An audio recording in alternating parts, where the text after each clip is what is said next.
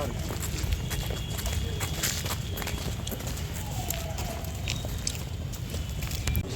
होगा ना पीछे।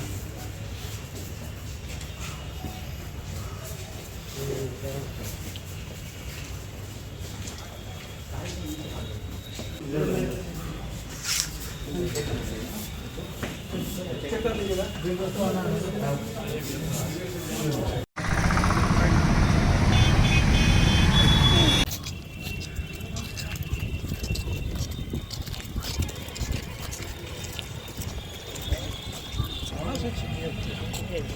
जैसा कि आप देख रहे हैं, आप लोग के सामने ही उन्होंने आके जो अपराधी हैं रवि कुमार उर्फ पीनू, इनके द्वारा यहाँ पे मेरे ऑफिस में सरेंडर किया गया। और जैसा कि आप देख रहे हैं कि विगत कुछ दिनों से हम लोग लगातार इस पर लगे हुए थे। एक हल्की सी चूक हम लोग के द्वारा कोर्ट में हुई थी, उसके बाद हम लोग जो वारंट है, हम लोगों ने एक दिन में वारंट प्राप्त कर लिया था। उसके बाद ये 2 दिन बाद इन्होंने सरेंडर करने का प्रयास किया। उसके बाद क्योंकि माननीय न्यायालय में जो पुलिस का हस्तक्षेप है वो बहुत सीमित रहता है, तो इस कारण से एक हम लोग के स्तर से जो चीज़ें थी वो उस अनुरूप नहीं हो पाई, जिसका फ़ायदा उठा के निकल गए थे। लेकिन उसके पश्चात हम लोग निरंतर इनके विरुद्ध छापेमारी कर रहे थे। कल हमारी टीम नेपाल भी गई थी, परसा एसपी से भी मैंने संपर्क किया था।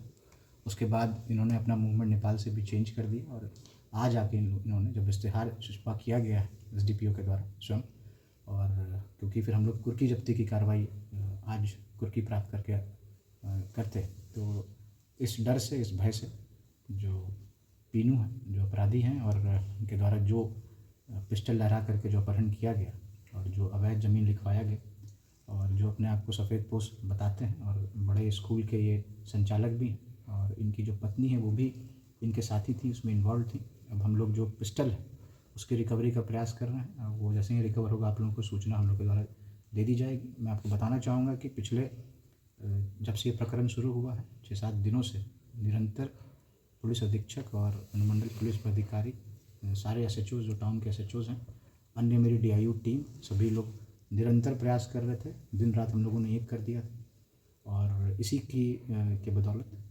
आज यह सफलता हम लोग को प्राप्त हुई।